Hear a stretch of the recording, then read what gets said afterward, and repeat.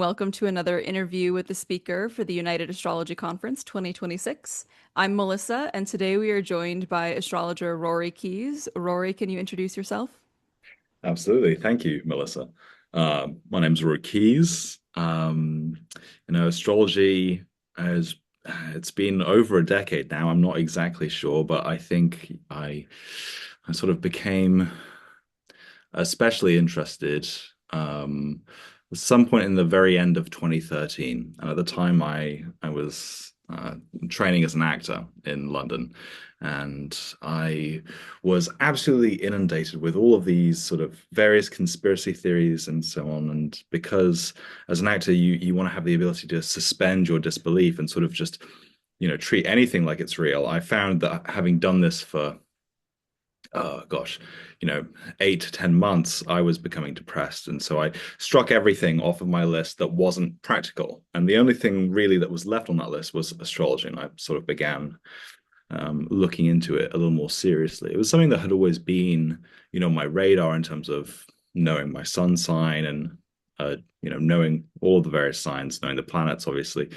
But the more I looked into it, the more I found that there seemed to be something truly resonant and real in it. And yeah, that began my journey. And I suppose I was, yeah, just sort of ad hoc on the fly, off the cuff, researching any technique from any branch of astrology without really discerning between them.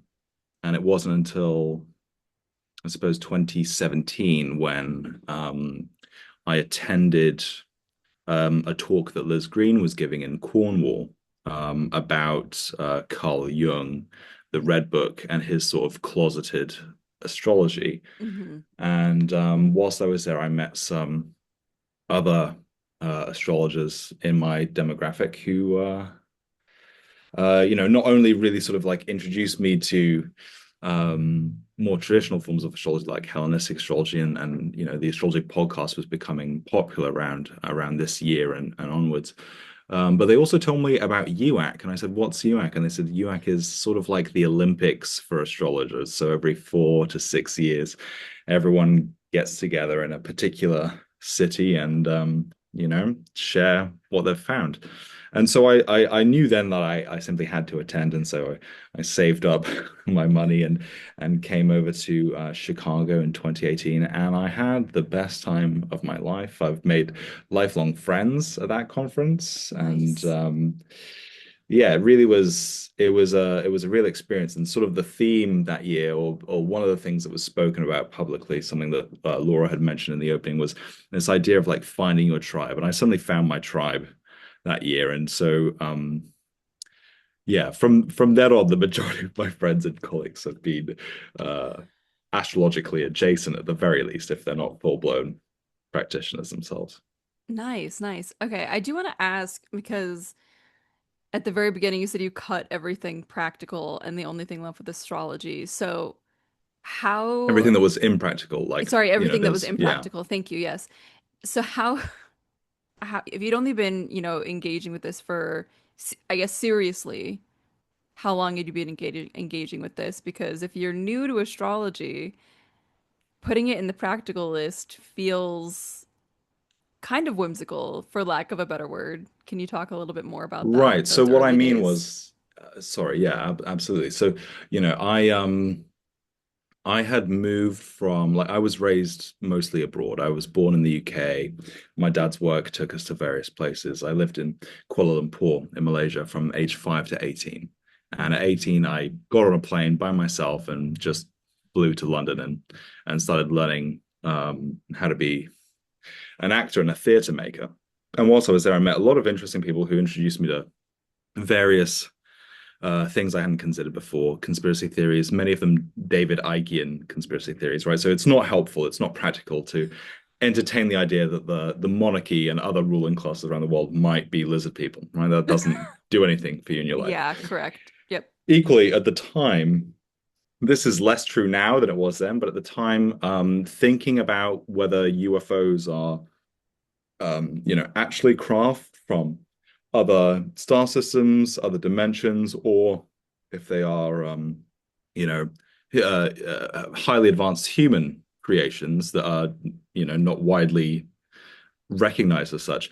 At the time, that wasn't practical either. So everything that was basically nonsense that wouldn't bring me any sort of practical benefit was struck off. And astrology was sort of like, it was more of a question mark. Is this practical? And so I went to, and I think this was like common for people in my in my demographic, if you're in your early 30s or maybe a bit older, to go to cafe astrology and just look up what does it mean to have, Mars in Sagittarius. And then you read that paragraph and you're like, huh, okay, there's something in that. And then you do that, I did that with all of my placements, right? I very pizza sliced it together to build a meal of sun in this house, sun in this sign, Mhm. and the rest for all the same.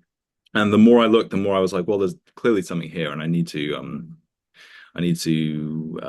figure that out more. And at some point, you just are sort of locked in, Mm. Mhm. right? And you Yeah. you might have committed to um, becoming an astrologer professionally much earlier than you were able to actually fulfill that role, right? And so, yeah, for a while, I was thinking I would be an actor and a professional astrologer, and then at a certain point, I just dropped acting because it's really it's fun. Don't get me wrong, but it doesn't, I feel, offer the same level of help or support that you can do as an astrologer, right? Hmm. Hmm. It's funny because when I've been talking to, other speakers and also other astrologers, we just had Norwalk, so the conversation Yes. comes up a lot, and there's definitely this interest in learning about people, and I can see that. I think you're the first person who I've spoken to who's like previously wanted to be in acting, but I feel like the same route is there of like trying to understand people in a different way, which is really interesting and feels kind of obvious, but Well, it's funny you say that because the one of the immediate utilities to me as I was finishing my actor training was astrology provided me a new lens through which to see stories generally, right? So, Mhm. what kind of character in this play or this film is the Saturnian one, right? Who's the hero, the kind of solar figure, if you like, and all the rest. And in that regard, whether one wants to sort of consult as an astrologer for a living or not, simply being astrologically literate can oftentimes open up perspectives within other fields that wouldn't be available otherwise. So in the creative fields, it's probably particularly helpful. Mm. And do you find that like your acting history still informs some of your astrological or like your consulting style now, or Oh yeah, sure. I mean, the course I did was an unusual one. It wasn't classical training. It was more about like how do you, in a sort of cutthroat acting industry, make your own work. So it was rather entrepreneurial, very creative, very sort of do it yourself. And what I learned there was it is always been helpful in everything I've done, including astrology. And there is a sort of, I suppose, it's helpful to have people call it public speaking, but ultimately to have performance skills, right? Particularly when presenting information. yeah, which is good since you're going to be speaking at next year's UAC. It's fortunate, isn't it? How Yes. that sort of lined up. Yeah. Um, I'm Go on. well, I was going to ask, what are some of the teachers then that you've learned from in these 10-ish years? Right. Well, I was very just scavenging whatever I could originally. And, that means resorting to um a lot of Rob Hand material, planets and transits, planets and synastry, so.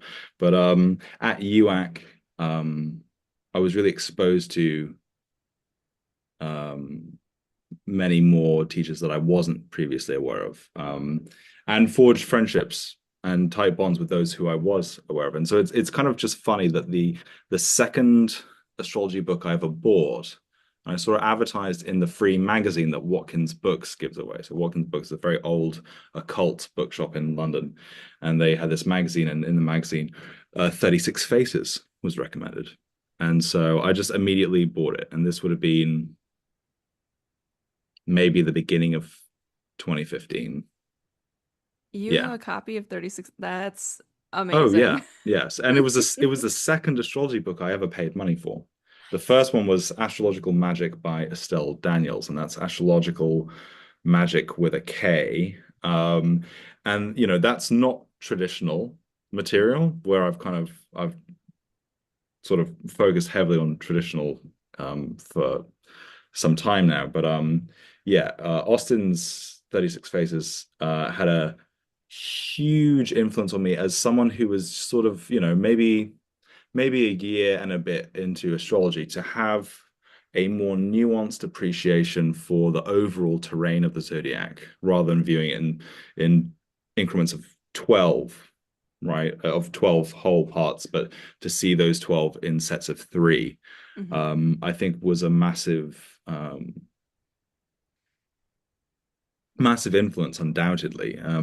And so I had the good fortune to meet Austin at UAC, and I suppose the following year I started studying with him on his Fundamentals of Astrology course.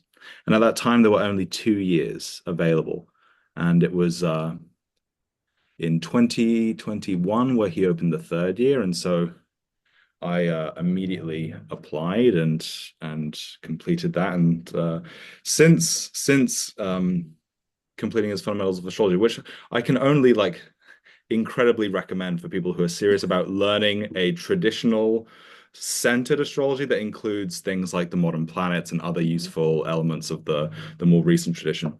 But yeah, since completing that, I've been helping Austin teach and sort of paying it forward, if you like. And it's one of the more rewarding things. Teaching generally has become one of the more rewarding elements of being in this field, and I'm really grateful for all of it, really, for meeting Austin and having the opportunity to hone and uh, and specialize. Because let's be real, I was a bit of a rubbish astrologer before I became Okay. immersed in the traditional material. There's something about having whole sign houses and just having one ruler per house who is going to be in one other house that simplifies, Hmm. or at least makes more straightforward the learning process rather than having to deal with intercepted houses, intercepted signs, and it's much more confusing.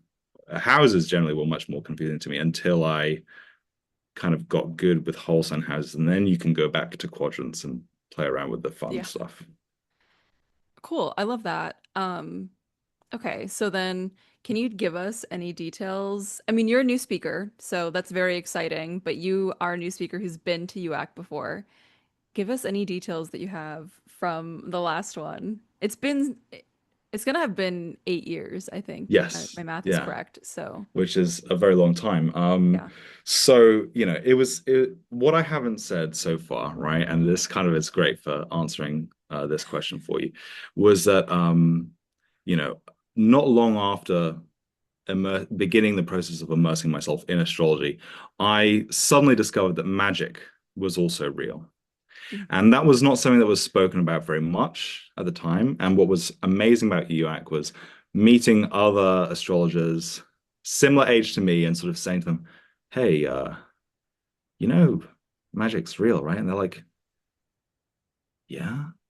And then building a friendship upon that. And so, there was this amazingly fun live episode of the astrology podcast that was done with Austin, Kelly, and of course Chris. And they filled an entire function room with hundreds of seats, and there was sort of a poll that was unofficially started where the panel asked, who wants there to be an astrological magic track at the next UAC? And the whole room was just, roaring. And it seemed like that year, first of all, the older astrologers were really impressed and pleased that so many millennials had turned up, right? And we were in our sort of early mid 20s at the time. And what we brought with us as Pluto and Scorpios are what to do was this desire to talk about the hidden stuff, the occult stuff. And at the time, astrological magic was not well appreciated overall. And so it is just fantastic, A, to have been there and to have had that desire, and to now be coming back and knowing that that track exists when it didn't, right? It's like the Mhm. fulfillment of this dream, this love. I mean, it's exciting to see almost a decade later that, the things are happening still. Um, okay, Progress is but being made. Yeah. yes, progress is being made. So that does kind of round out our time here. Um, can you tell us where viewers can find more information about you and what you're doing? Absolutely. Yeah, I mean, I've already mentioned, if you want to get good at astrology, I can't help but recommend Austin's Fundamentals of Astrology, where you'll find me as one of his teaching assistants.